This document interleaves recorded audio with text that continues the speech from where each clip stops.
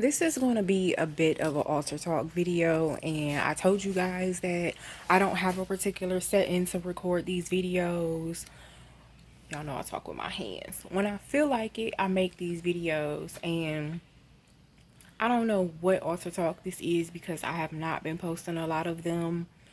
I just post them when things come about so I can talk about them, and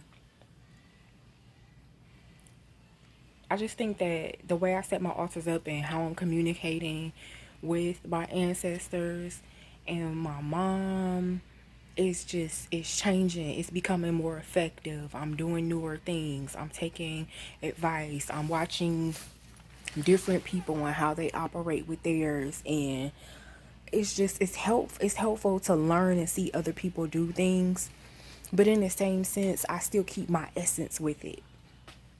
And I don't know, it's been an emotional week and a half, and I think that we come up in a society where it's so easy for us to just block off our feelings and not worry about how, you know, we feel because we're constantly working, moving. Like, even right now, I'm in the storage. I have this big box here. This box is huge with all of this inventory in it, and I'm moving it from this to that because I don't like to keep things in cardboard boxes and stuff. So I'm here doing that, but in the same right, I keep my mom right there in my box and speak to her every time I come in here. It's just my little thing I do. But I just was thinking, like, it's hard sometimes when you don't have a support system. And I think my family in Cleveland, when I light my altar, they start to call me. And sometimes people don't call me unless they want something, but I guess a call is a call. But like, it's just something, when I light that altar and I take that time and I, give my offering to my mom, my grandmother, my great grandmother, my great aunt. Sometimes I break them up and honor them week by week, one person here, one person there, but for the most part I keep them all together. They all lived in the same house, they all like to be together, no more friction than a normal family. And so I just saw, I was in HEB the other day and I was doing Instacart, and I saw a lady and she was standing in the water aisle and she was just crying. I mean, she was just bawling. But she was okay because she had a strong man. He had his arms open. He had his arms wrapped around her. He was like, "It's going to be okay." He was whispering things in her ear like, "I got you." Stuff like that. That is amazing. And I'm like, I'm over here trying to find the water.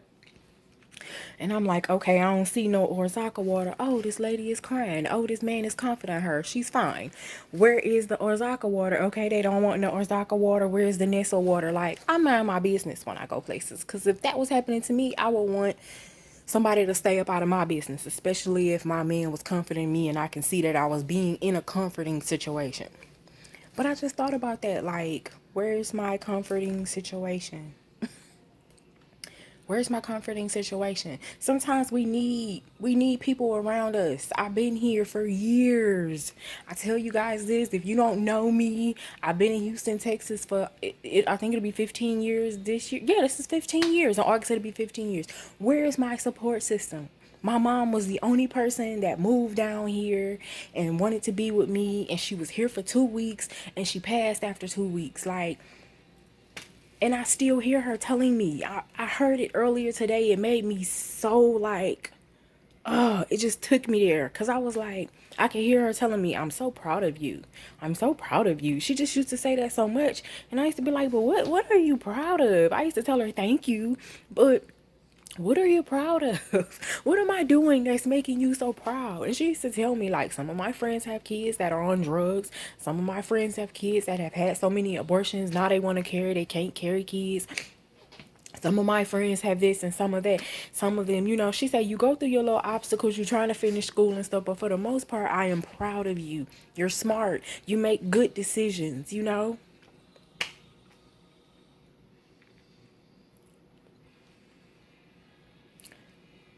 I don't have that support system no more at all. At all. My grandmother, and her and all the rest of the people who raised me gone, been gone. And sometimes, some days, some places, it's like it just happened all over again. It's even worse to me because when things happen, like when people die and stuff, it take me a long time to react. It take me like a year. It take me like a year to set in. If you went to my mom's service, you seen me walking around, hey, you okay? I was walking around comforting other people. My friends and it was looking at me crazy. People was looking at me like I killed my mama. Like, why she so easy about this? Because I knew what was going on. So now it's like I have super delayed reactions in certain situations, like tragic situations or death and stuff like that. Like, it's just a delayed reaction. So here I am. I know what I was doing 5 years ago today. I was calling places, running around, signing contracts for my mom's apartment, making sure she had furniture. Doors was being opened for me. People were giving me things and helping me. I was meditating a lot. I was crystals in my pocket. I got crystals in my pocket. Y'all know I'm not going nowhere without all my crystals. I'm not going nowhere without my selenite. But I was having a hard time. And I got through it. I pushed through it. And that's the same thing I'm doing now. And I have friends that ask me, like, listen, how do you do it? How do you do it? How have you overcome this stuff?